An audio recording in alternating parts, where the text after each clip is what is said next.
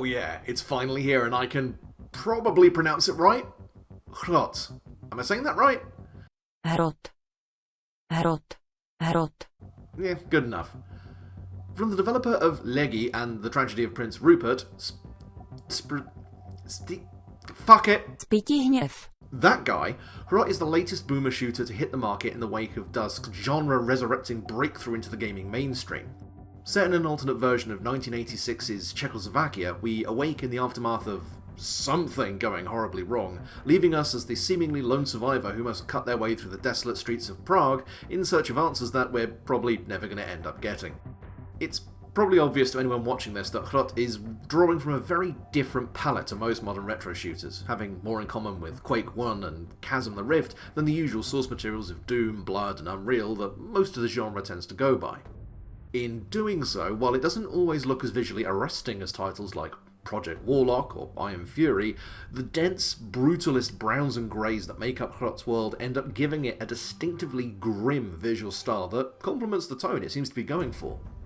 Yeah, as the setting might have given away, this game isn't going to be sunshine and rainbows. We're getting down with some vintage, post-Soviet horror the likes of which can only really come from people who've lived through the fallout of the USSR's collapse. Propaganda glorifying the accomplishments of the Soviet Union lies side by side with rotting tenement houses, rusted and inefficient machinery, and the ever-present "what the fuck is that in the sky?" What keeps the atmosphere from becoming totally overwhelming is the precision application of some very dry, very Slavic humour.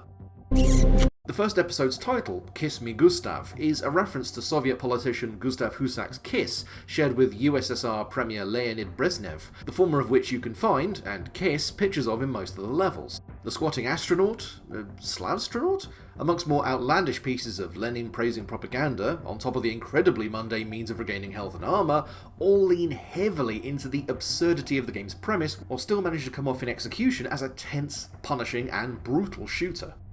It's not hurt by some sound design choices that... so I may have seen people complaining about the weapon sound effects. I get it.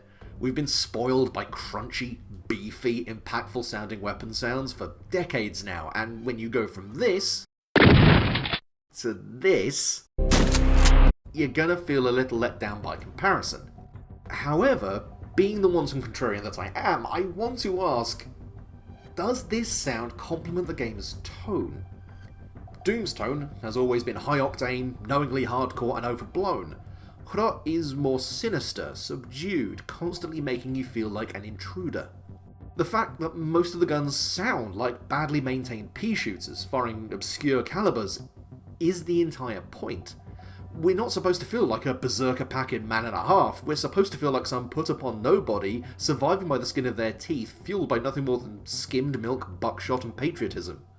Even if you may have issue with the effects, the soundtrack to HROT is equally as withdrawn and ambient, this eerily minimalist blend of synthetic moans and distant bass tones that suddenly surge into life when you enter combat, upping the tempo and bringing in these siren-like strings.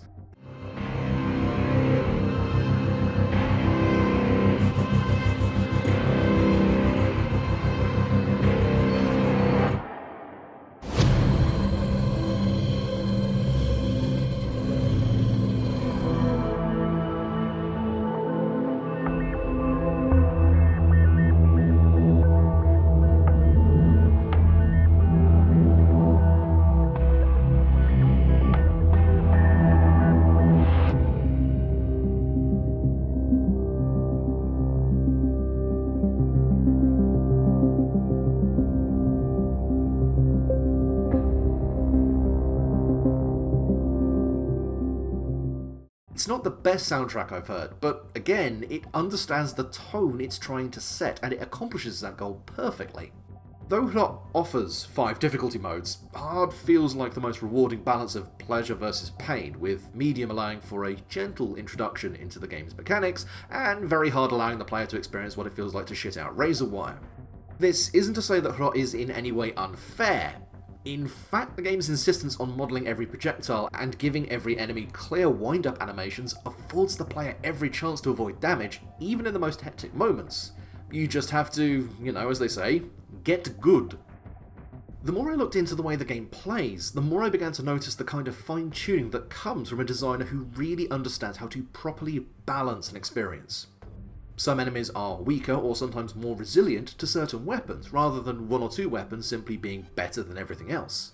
For example, these shotgunners you'll encounter early on can be a real bastard to take out, not only due to their unreasonably high health, but the fact that they can get randomly knocked prone, causing you to miss subsequent shots.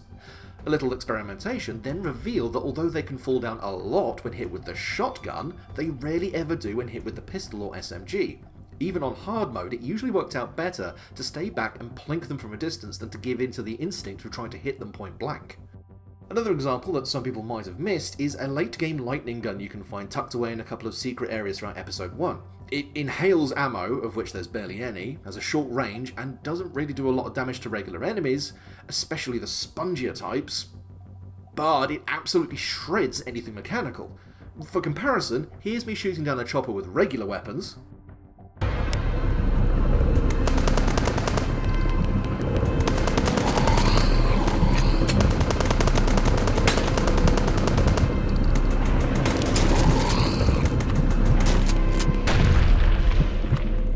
Now here's me taking it out with a lightning gun.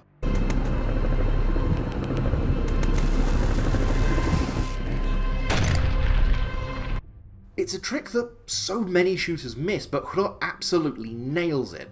Every weapon at your disposal has a purpose, provided you think about what you're using.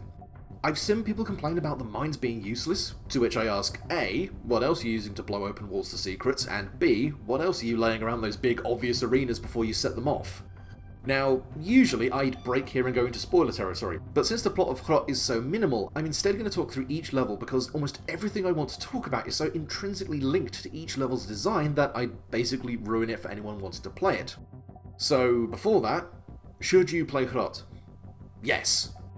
While I've played a lot of shooters that have tried to update the retro shooter genre, they've always overplayed their hand in some way, adding too many new mechanics or falling foul of gratingly self-referential humour.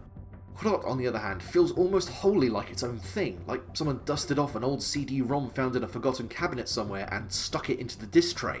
Being written from scratch in Pascal, rather than simply downgrading the Unity or Unreal engines, gave the dev a completely fresh canvas to work with, and what they've achieved is something truly special. HROT gets what it means to not just play like a retro game, but how that's supposed to feel. It doesn't hurt that for the reasonable price of admission, you also get your hands on an endless wave mode, as well as 2 mutators for later playthroughs, with Blank Slate doing just that, making your pistol start each map, and Intruder randomising all the items and enemies in each level, which can be kinda punishing even on the easier difficulties. One caveat I would mention is that this is still early access. This is not a complete game, and there are some teething issues with the enemy AI. This may get fixed as time goes on, but anyone wanting to go into this should be fully aware that this is still a work in progress. The demo is still up on Steam if you want to try it as of now, so if you're on the fence, go and try that and see if it clicks for you. If it does, awesome, go buy it. Now, after the break, I'm going to run through each level in a little more detail, pointing out interesting things as well as offering some advice that would probably veer into outright spoiler territory, so before that, go have a wee or something.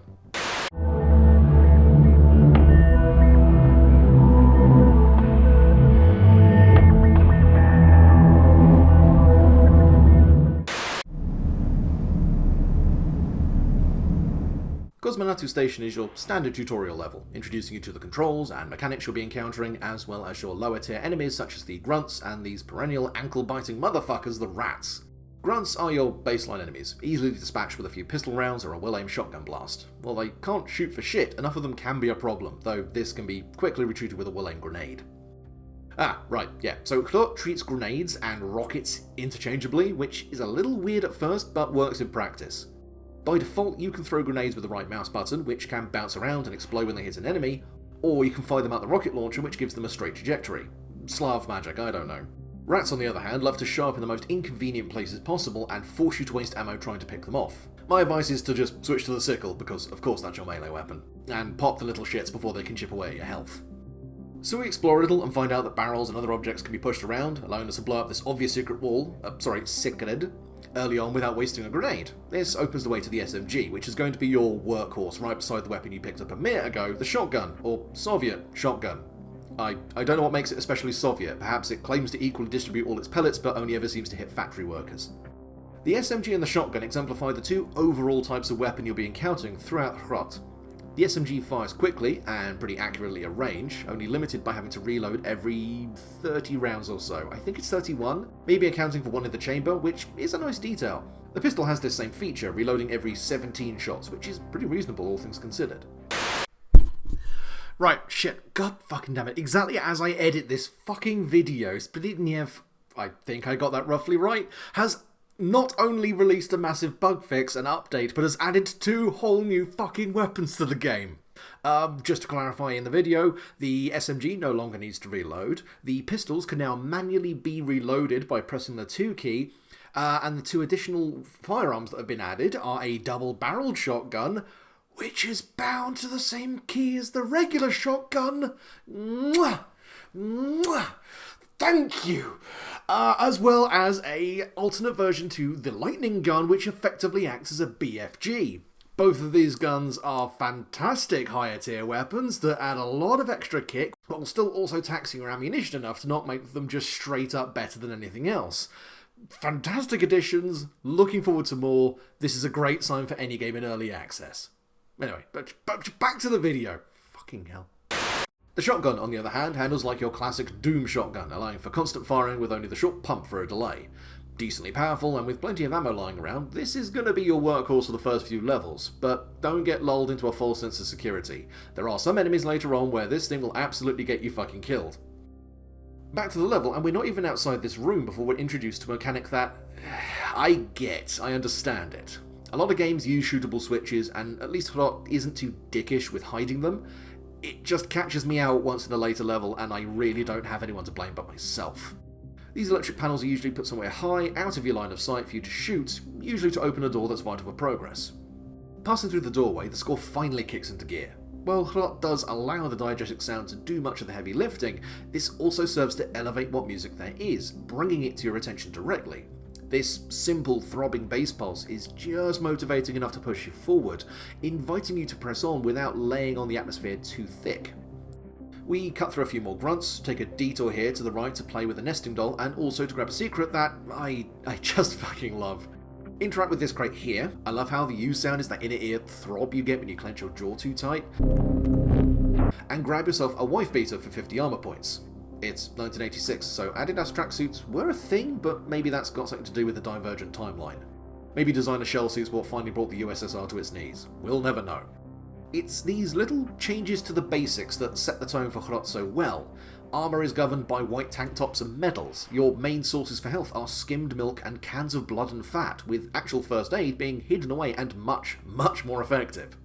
Pressing forward, we enter some kind of barracks, where all the signs come with convenient English translations, where we can raid some lockers for more equipment and run into an enemy I'm glad is used sparingly in this first episode, the attack dog. The attack dog moves fast, jumps long distances, and can take big bites out of you if you aren't careful. They go down fast, but if you're caught in close quarters, which is where they tend to show up, they can rip you apart in seconds. Past Fido, we find a radio that, well, that's probably not a good sign that the radio is playing some Czech version of the Silent Hill radio crackle.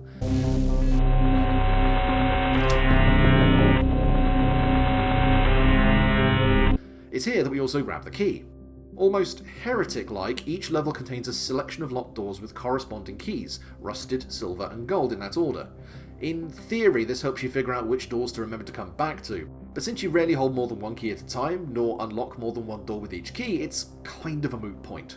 Into the office down the hall we take a sip, smooch Gustav, and open up the path to the surface. In the process, introducing us to perhaps the most outright homage to Quake in the game, the Igor. I'm just calling them Igor because it sounds like ogre. I have no fucking clue what they're supposed to be called, just go with me on this. They move slow, pump out grenades, and slap you hard if you get too close, though at least they don't spam out grenades quite like their id counterparts. At the very least, they're thoughtful enough to drop a free rocket when they die. This is actually also worth mentioning. Some enemies like the Grunt and Igor here reliably drop specific items when they die. The Grunts usually drop pistol ammo, though they sometimes drop a rare backpack which gives you a little ammo for everything. Later on, we'll also run into an enemy that can drop a weapon that you might otherwise never find if your pistol's starting a level, but we'll get there soon enough. Up an elevator, we enter the station itself, and our first taste of mob combat as we take on a couple of eagles and a pack of grunts on the station platform. Most arenas later on will be a lot bigger and tougher than this, but it's a nice introduction to how certain enemy pairings can change the way combat flows. While the grunts aren't great shots, the grenades being thrown by the eagles keep forcing you to reposition, which can put you directly in their line of fire, or in my case, in the path of a passing train.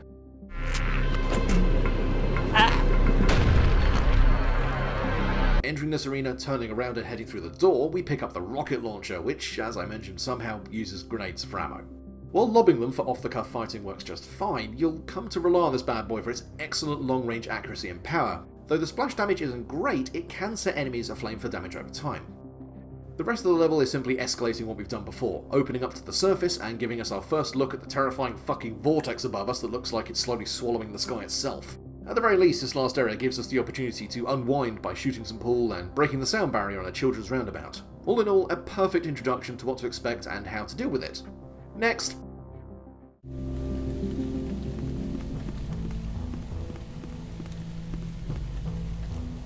Luna takes us to a local social club, where the only thing on the schedule for the rest of the week is whatever Lovecraftian apocalypse is going on right now. The interior of the club is a pitch-perfect depiction of the drafty, threadbare community centres and performance halls I remember from my childhood so vividly that I can smell yesterday's roast potato from sheer sense memory.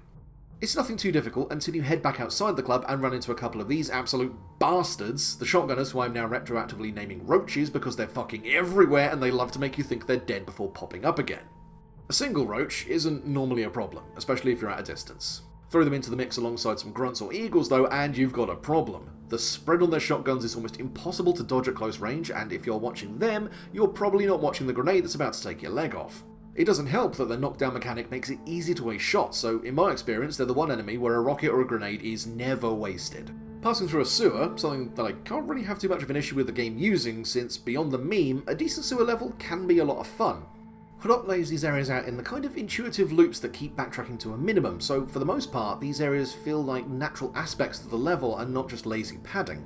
It's here that we encounter 3 new enemies amongst the sewage, the fish, the turret, and the Crazy Ivan. The fish are easily dispatched as you expect a fish to be, and the turret's only real disquieting feature is the fact that it bleeds for some reason, but Ivan's a little more complicated. Running at you with a barrel of explosions held over their head and a high-pitched scream, these freaks take a decent amount of punishment and explode when they die, though you'll be rarely forced into a position where that's likely to be a problem for you. In a weird way, I kind of hope the next 2 episodes get a little more creative and brutal in how they use enemies like this, since even on hard, the levels weren't always laid out to take advantage of how enemies can push or pull you in and out of cover. I'm a big boy, guys, I can take it. On the other side, we emerge into a small shopping district and... Anyway, this is where we get our hands on one of those neat little additions to the game that I know didn't need to be there, but it just adds so much to the experience. The scooter. Not only is it fashionable, economical, and tight around the corners, but it splatters most common enemies at the right speed. I can only hope that this gets more use in the later levels, because this thing handles so well I often try to drive it anywhere I possibly can. Some reckless driving later, we grab a key in the basement of a furniture shop and not only kick off the first real battle of the game, but introduce ourselves to the grunt's bigger, infinitely more annoying brother, the Ranger. Identified by their blue coats, these guys are a nightmare to pin down, abusing their teleportation ability to get behind you and get a few shots in with their faster and more accurate SMG before vanishing again. Do not let them get away, especially in areas with vantage points, or they'll absolutely destroy you. Rockets if you can catch them early, otherwise hose them down with whatever's handy and hope for the best. The key opens up the back of a butcher shop we passed by a while ago, and should you dare to investigate the freezer, you'll get to say hello to these absolute fucking freaks, the piglets. They come in packs, spit balls of acid, and have a tendency to fall down then get back up, much like the roach, so take your time making sure they're down, since getting a ball of corrosive yop in the back from a sentient chicken nugget is as embarrassing as it is painful. Okay, I'm not going to spoil every secret here, but I feel like anyone struggling at this point would benefit from this one in particular. So just before you leave via the back door, you might miss or be tempted to break this box by the door. Don't. Nudge it outside and to the right where you can see that ledge with the can, lying just out of reach. Hop on, grab the can, then look around the corner for a hidden vent containing not only a medal, but a second pistol. Oh yeah, you can go akimbo in HROT and it is so useful. Grabbing the second pistol basically gives you a secondary SMG that feeds off a more reliable ammo pool. The reloads are still there, but I mean, look at that and tell me it isn't the tightest shit. Fuck yeah. You'll need the extra firepower too, since this door on the other side is locked and it's only going to open once you've taken on...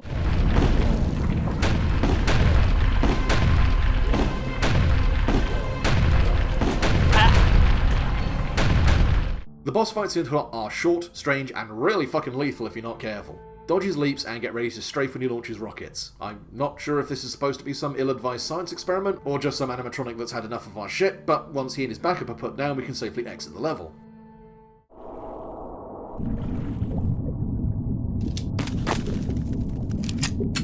Sewage treatment plant is probably the weakest level in episode 1.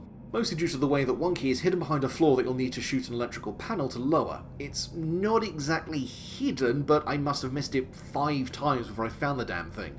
At the very least, it introduces us to the idea of flying enemies in the form of the chopper, and the, I'm just going to say flying Lenin heads and leave it at that.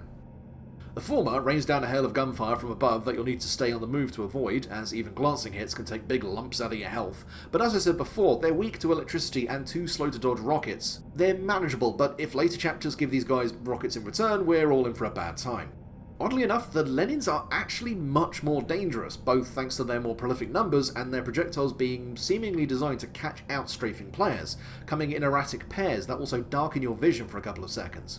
The shotgun is a complete waste of time against them, given how they'll normally be floating way outside of range and getting close just makes it impossible to dodge their attacks. The pistol or the SMG are the way to go, though they move slow enough that rockets are a simple, if inefficient, alternative.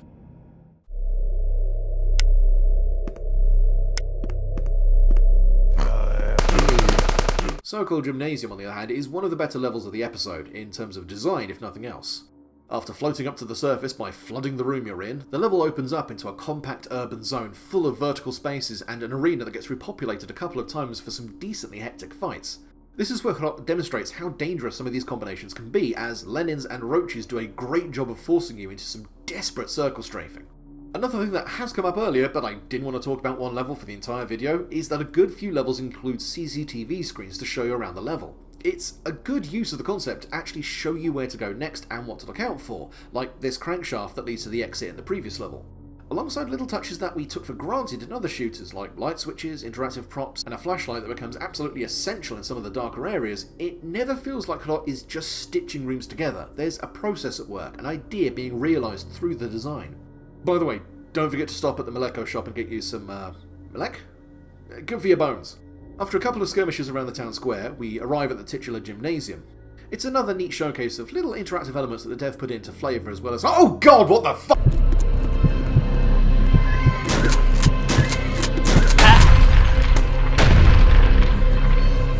Boss number 2 is a vaulting horse with a rocket launcher and a mean attitude. Keep the fight inside the gym and you'll have enough space to dodge, if not you're going to get chased down and splattered. If this feels like a bit of a retread of the first boss, you're not wrong. Most of these fights will follow the template of jump around and fire projectiles, though I'll still give the game points for creativity. As an overweight man who hates PE, the sight of this thing triggered some primeval fight-or-flight responses.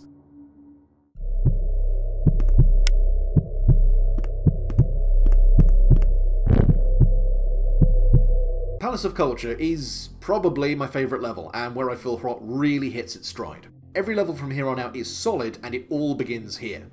From the way that the music finally hits this consistent pace, this driving beat that makes you feel like you've finally got a handle on things, to when it swells into this sweeping ethereal mixture of modulated keys and a gradual swooping percussion. It's underpinned by the way that the music completely drops off when you're back underground, entirely reliant on the diegetic sound of dripping water pipes and echoing footsteps on concrete. Emerging from the tunnels feels like you're sucking down fresh air, and the track reflects that perfectly. The level itself is a great mixture of evolving outdoor spaces and claustrophobic tunnels, including an obligatory cinema screen of Lenin before we delve ever deeper below the surface, including a fantastic moment lifted out of every paranoid Soviet bureaucrat's fantasy as a hidden switch lowers the entire room to an escape tunnel. Save for the fact that the end of this level has 2 turrets at the end of a long hallway that will kill you the first time you go down there, this is a fantastic map. Love it.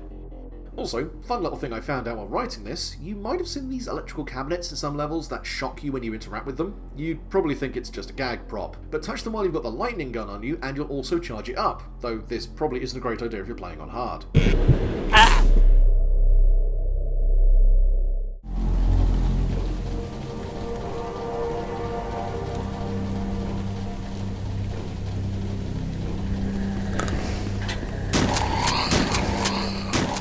Moving on to Vyšehrad Castle. Oh, fuck it. Fine. Vyšehrad. This should be pretty familiar for anyone who's played the demo, since it's lifted one for one from there straight into the game. The first half is exactly what you come to expect from HROT so far: exploration, gunplay, and running motherfuckers over with a moped, but once the castle opens up, ho ho ho, buddy! Just after you grab your first key and return to the courtyard, the game throws its signature "what the fuck is that creature?" the gas mask horse at you. It's big and tough, but its pathfinding is still a little fucky, so it's honestly not that dangerous unless you get cornered by it somehow. Clearing out the castle's interior, fucking small castle if you ask me, but sure, why not, you may easily miss this little brick just to the right here, which at first doesn't do anything. Now is probably the time to talk about HROT's approach to secrets. I've played plenty of games where secret areas are well hidden, sometimes to the point where upon finishing a level and seeing all the secrets I missed, I internally give up on ever trying to find them because it's just not going to be worth my time.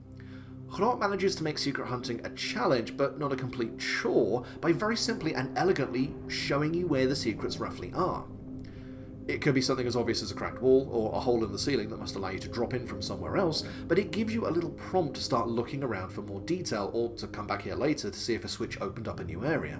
Even then, besides the official secrets, each level usually contains a wealth of mini-secrets inside boxes or trash cans that just need to be broken open. Exploration never feels like wasted time, which is good, as hunting for precious health and ammo is pretty fucking important as HROT ratchets up the pressure in these later levels. Speaking of which, if anyone's arachnophobic, you may want to skip this next bit, maybe the game entirely, as the catacombs below the castle contain some of the most goddamn horrible giant spiders I have ever seen. Fast and hard to see amongst the almost pitch black, they will mob you quick and kill you quicker. I like spiders, and even I want to purge these spindly little shits from the face of the earth with fire. Getting through all of that intact, we emerge into a huge cistern, spawning more enemies with each valve we open before revealing the exit. But hang on, why is there a silver door? I never saw a key for that. Unless...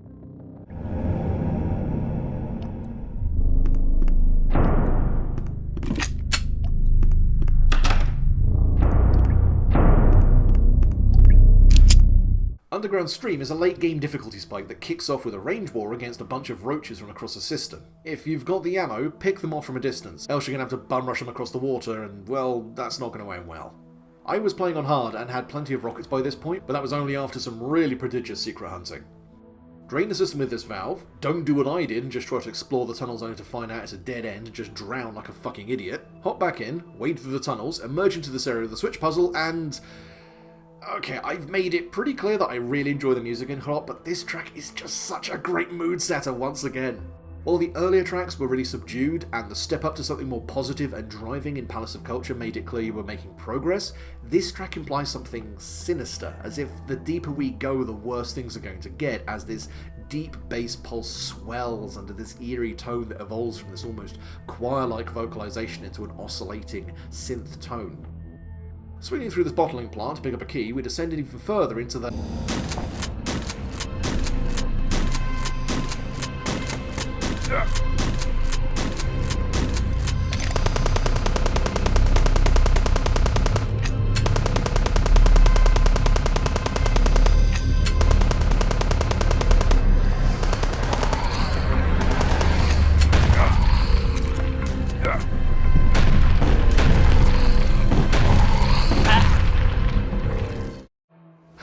I'm fine. I'm fine. Go down further, get you some milk, flip the switch, level done. Man, it's dark down here.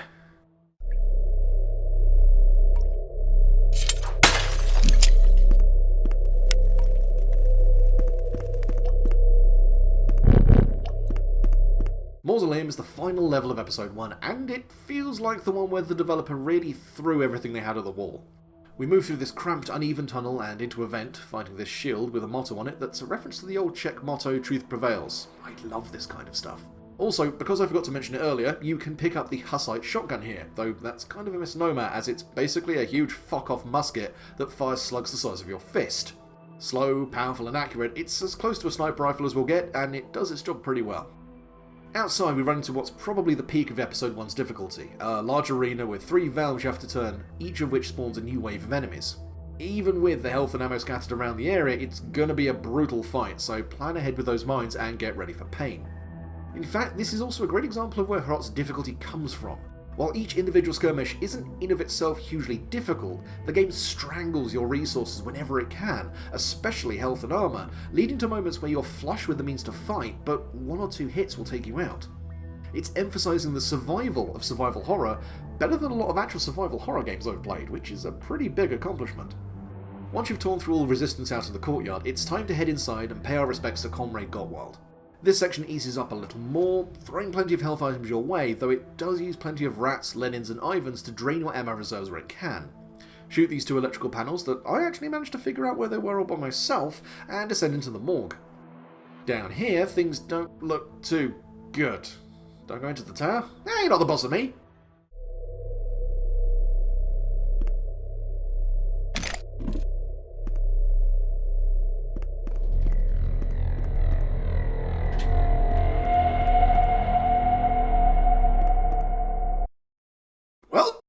Fast, spams projectiles built to catch you strafing.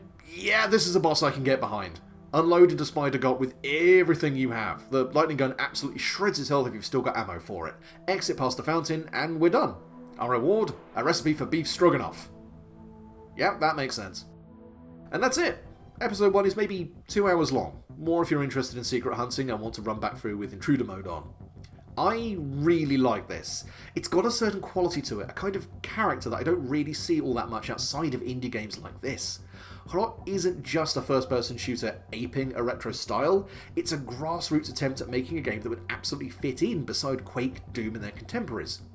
Yes, it's aggressively brown, short, and the difficulty won't be on par with some of the more punishing mainstream titles out there, but there's nothing out there quite like it.